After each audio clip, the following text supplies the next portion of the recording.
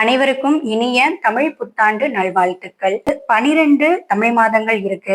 ஆனாலும் சித்திரை மாதத்தை முதல் மாதமாகவும் சித்திரை 1ஆம் தேதிய தமிழ் புத்தாண்டாகவும் நம்ம ஏன் கொண்டாடுறோம் அப்படிங்கறத பத்தி பார்க்கலாம். பொதுவா ராசி மண்டலத்துல 12 ராசிகள் மேசம் முதல் மீனம் வரை இருக்கும். அதே போல தமிழ் மாதங்கள் சித்திரை முதல் பங்குனி வரை 12 மாதங்கள். சூரிய பகவான் ஒரு ராசி கட்டத்தை கடப்பதற்கு ஒரு தமிழ் மாதத்தை எடுத்துக்கொள்கிறார். மேச ராசியில சூரிய பகவான் இருக்கும் பொழுது சித்திரை மாதம், அவர் ரிஷபத்துக்கு போகும் பொழுது அது வைகாசி மாதம். இவ்வாறாக ஒவ்வொரு ராசி கட்டத்திலையும் பயணிச்சு கடைசியா பங்குனி மாதத்துல மீன ராசியில் தன்னுடைய பயணத்தை முடித்து கொண்டு மீண்டும் அவர் மேசத்திற்குள்ள நுழையிற இந்த நாள் தான் சித்திரை 1. அதனாலதான் நம்ம சித்திரை 1ஆம் தேதிய தமிழ் புத்தாண்டா கொண்டாடிட்டு இருக்கோம்.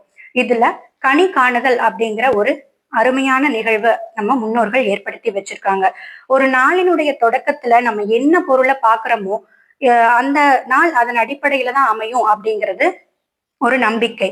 அந்த வகையில ஒரு வருடத்தினுடைய துவக்கத்துல கனி காணுதல் அப்படிங்கிற ஒரு நிகழ்வை வச்சு அந்த வருஷம் முழுக்க வளமையாகவும் இருக்கணும் அப்படிங்கிறதுனால நம்ம முக்கணிகள், அப்புறம் நமக்கு கிடைக்கக்கூடிய கனி வகைகள், பணம், நகை இதெல்லாம் வச்சு, கண்ணாடி எல்லாம் வச்சு நம்ம முந்தின நாளே எல்லாம் ரெடி பண்ணி வச்சுட்டு தூங்கி காலையில எழுந்து கண் விழிக்கும் பொழுதே இந்த பொருள்கள்ல விழிக்கும் பொழுது அந்த நாள், அந்த வருடம் எல்லாம் நல்லதா அமையும் அப்படிங்கிறது ஒரு ஐதீகம். இந்த வருடம் எல்லாத்துக்கும் நன்மையான வருடமாக, எல்லா ஐஸ்வர்யங்களையும் தரக்கூடிய வருடமாக, செழிப்பாக, உலக அமைதி நிலவும்படியான வருடமாக அமையணும் அப்படின்னு சொல்லி வேண்டிக்கிட்டு இந்த பதிவை இதோட முடிச்சுக்கிறேன். இந்த விஷயம் நிறைய பேர்த்துக்கு தெரிஞ்சிருக்கும்.